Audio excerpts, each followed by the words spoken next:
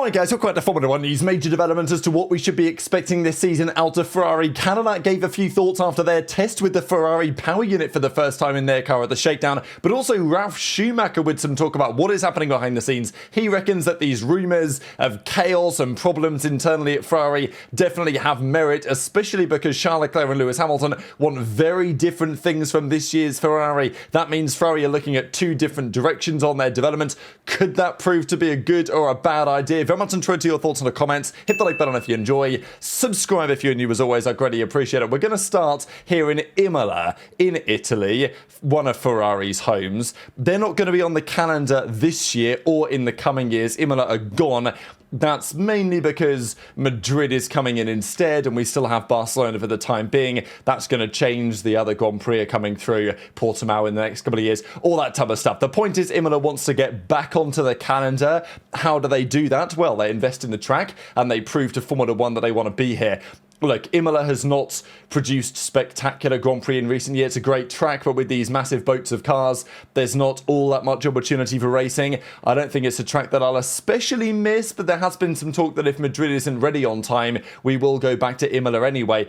The part of their plan, however, is expanded paddock, new hospitality and fan zones. These are some of the images, actually. This is the first one with the paddock, the expanded paddock, the hospitality, all that type of stuff. This is kind of more interesting. This is towards the end of the first sector, right? They're looking to build this whole hospitality section. You can see some ideas of what it's going to look like here on the inside with all these fake people and stuff. And then the bottom left is what the building apparently is going to look like. So yeah, that's what they're going to build. And then they're going to hope that Formula 1 say, okay, you know what, fine. You can get back on the calendar if you pay us enough money. Speaking of tracks like Imola, kind of classic Formula 1 tracks, thought it was just quickly worth looking at how these cars look. This image at the bottom here is not the real car. As you'll notice, there is no halo on this image. It's been artificially removed, whatever.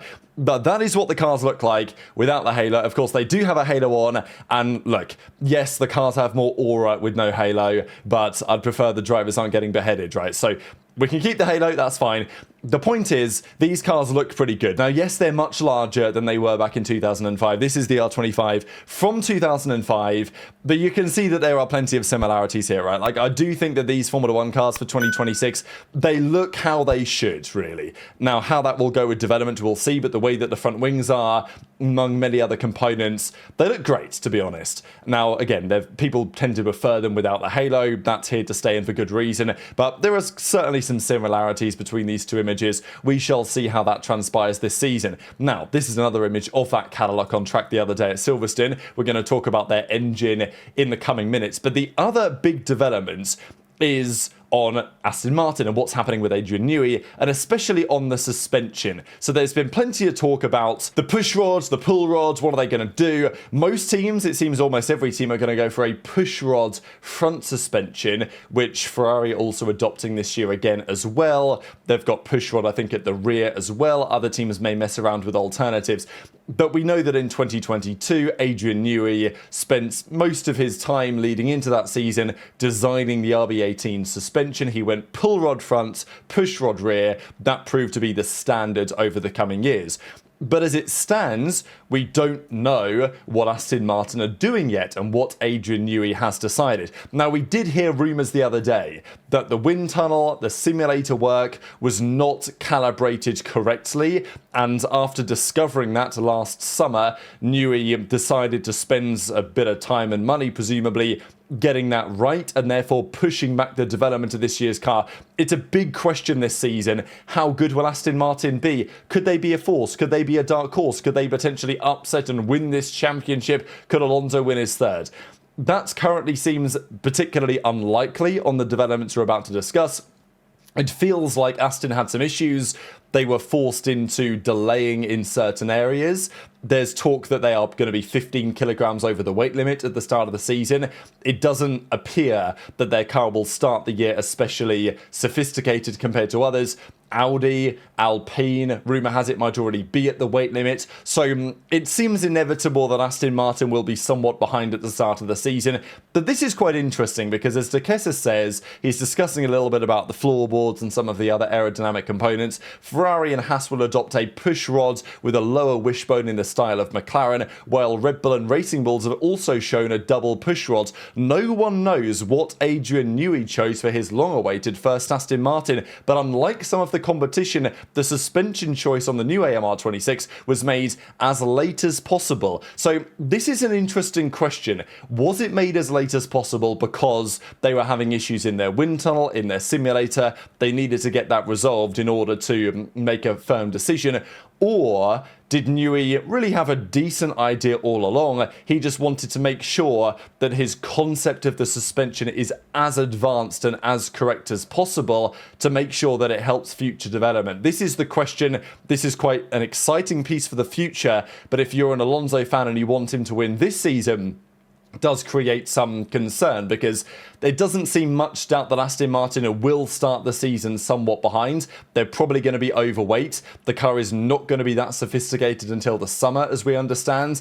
They will be bringing a big spec in the summer that maybe will make a big difference. I wouldn't count Alonso out of winning a race this season, but I think that in terms of a championship push right now, that feels kind of unlikely. But Newey is seemingly making a long-term decision here. It looks like he has spent more time than anybody else trying to get the suspension right. Again, if you get the suspension right now, and that suspension has lots of room for development, because this became quite clear for, let's say, Ferrari. I mean, we're talking more about the side pods here, but the point still stands, really, that in the RB 2018 started 2022 as a very strong car, but it wasn't quite as strong as the Ferrari was at the start of the season, largely because the Ferrari was somewhat lighter. They were both strong concepts, but it became clear over time the Red Bull was definitely the concept with the highest ceiling. And that will be the question from a suspension angle, but also from the perspective of other aerodynamic components as well.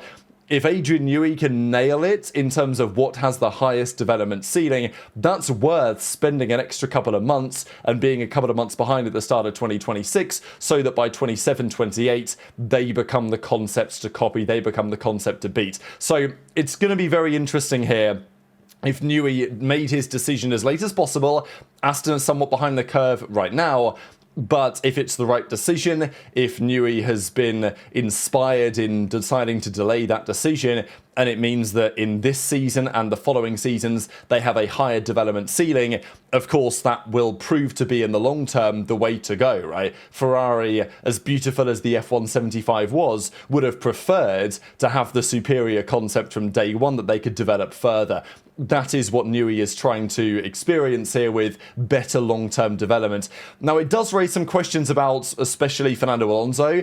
There is a feeling that this could well be his final season in Formula One. He has implied that's potentially the case on a couple of occasions. This season, maybe their car is good enough at some point for a race win. The championship feels on this evidence probably a little bit out of reach, so it does raise questions about the year after, especially because the driver market is going to be so intriguing this season. 2026, it will make it very clear. Are Red Bull in the mud?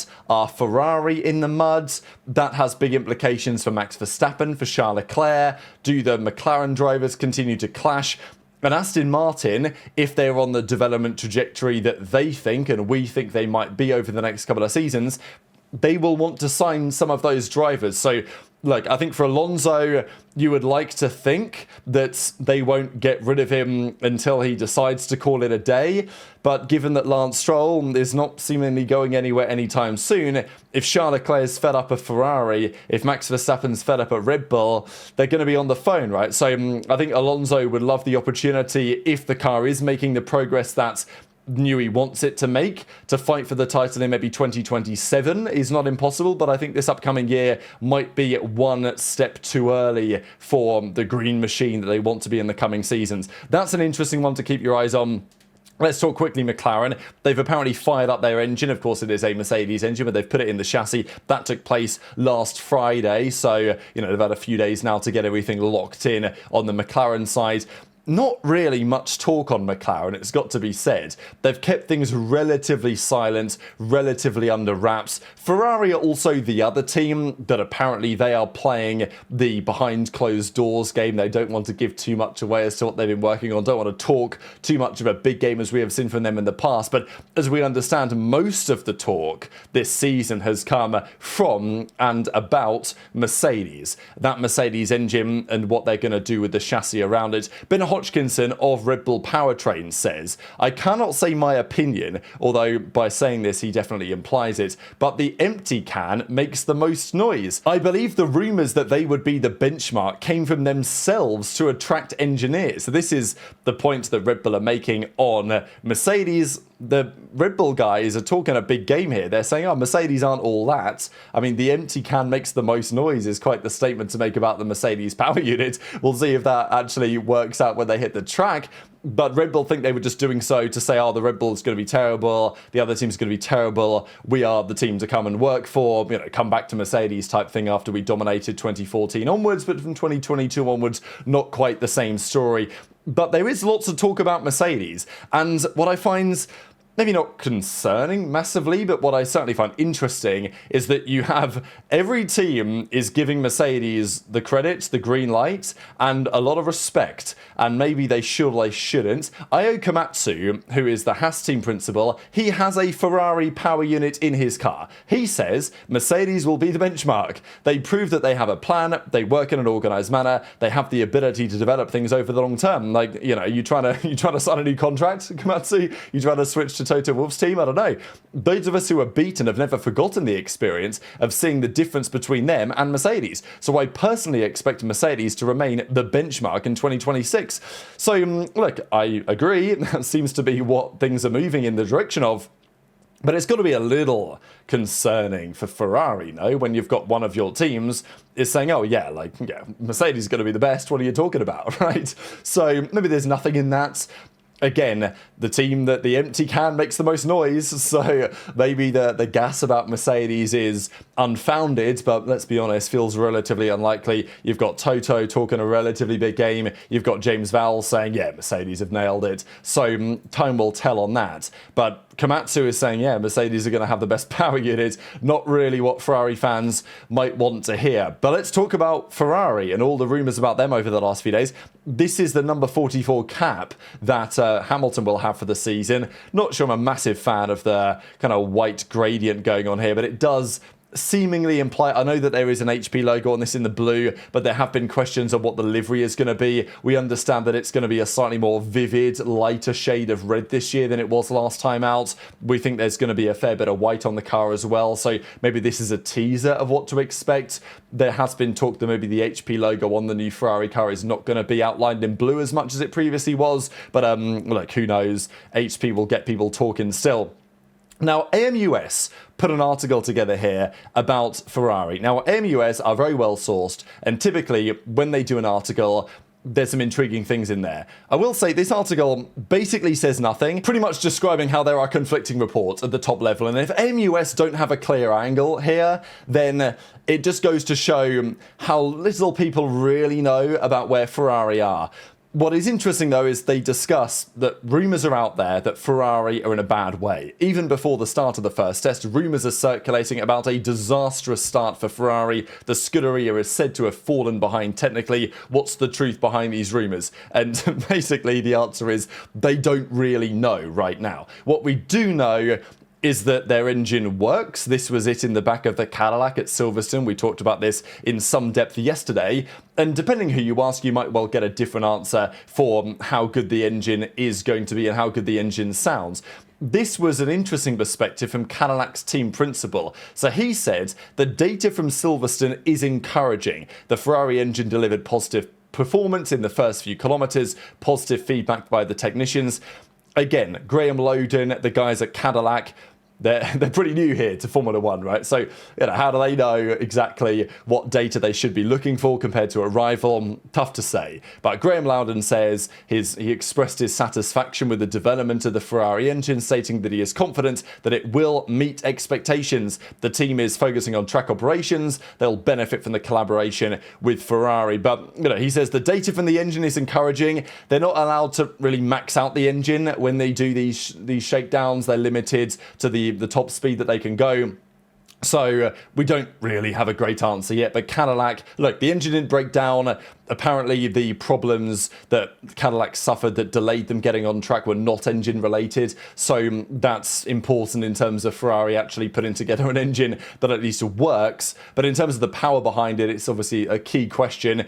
It at least didn't seem to have massive reliability trouble. Cadillac say that the data is pretty encouraging in terms of the Ferrari engine, but look, it's pretty much the first people to say anything. It's funny because Cadillac, they are Ferrari powered, and here comes their team principal saying, yeah, the data's looking good, thanks to Ferrari, quality engine, it's going to meet our expectations, etc., etc. And you've got Komatsu saying, Mercedes are going to be the best. I don't know what you're talking about. So, yeah, that's interesting. Cadillac also Ferrari powered, of course, for the next couple of years before they will move over to, they intend anyway, to create their own General Motors engine. We will see if that happens on the right timeline.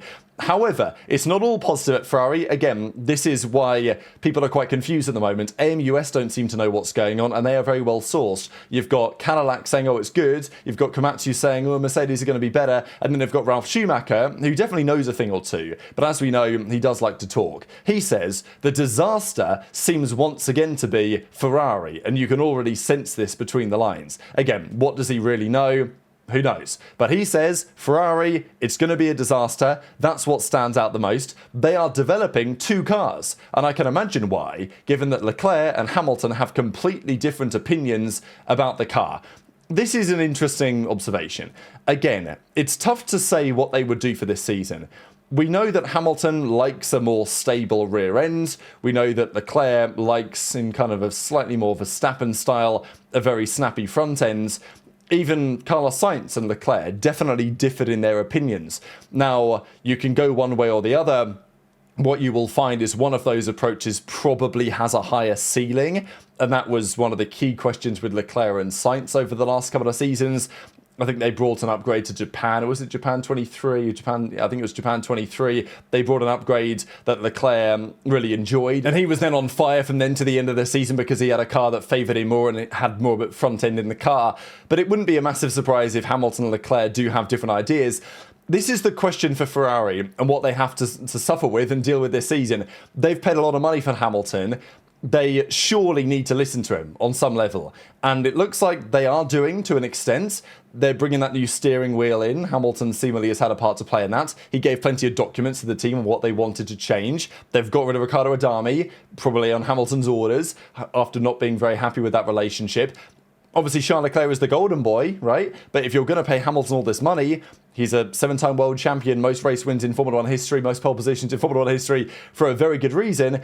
If you're going to pay him all that money and sign him and drop Carlos Sainz in the process, you've got to at least hear him out in terms of what he knows about winning championship teams, because Ferrari have not done that in nigh on 2 decades. So you've got to listen to him, but at the same time, can you prioritise Hamilton, who does not appear to be the driver that he once was, over a prime Charles Leclerc, who has given so much to your team? That's why things are presumably a little bit problematic internally. And if they are looking to develop the car in 2 different directions because they have 2 different drivers with different opinions, look, maybe they will converge on the right solution, but this feels like not the optimal way to go if you're diverting resources to both sides of the garage. Look, this may be good for Leclerc and Hamilton individually, but this may not be good for Ferrari's overall competitiveness compared to their rivals. So intrigued to your thoughts in the comments below. Look, it's Ralf Schumacher, it is what it is. You got to wonder whether next year the pit stops will stay true as they have been. This was kind of interesting. I will say Hamilton's average was about 2.5. He actually would have been second here, just behind Leclerc, if not for some pit stops where he had penalties. He had a front wing change as well. So this is just totaling the average stop time. If you take out the penalties that Hamilton got and the front wing changes and stuff, his average stationary time goes down to about 2.5. So Ferrari were 1-2. They were dominant in the constructors when it comes to average length of stop time when you consider those caveats that I just mentioned. But of course, there's a big difference between having the fastest average stop time of the season and actually winning the championship. So intrude to your thoughts as ever on all of this stuff in the comment section below. Hit the like button if you enjoyed. Subscribe if you're new. Take care. And I'll see you next time.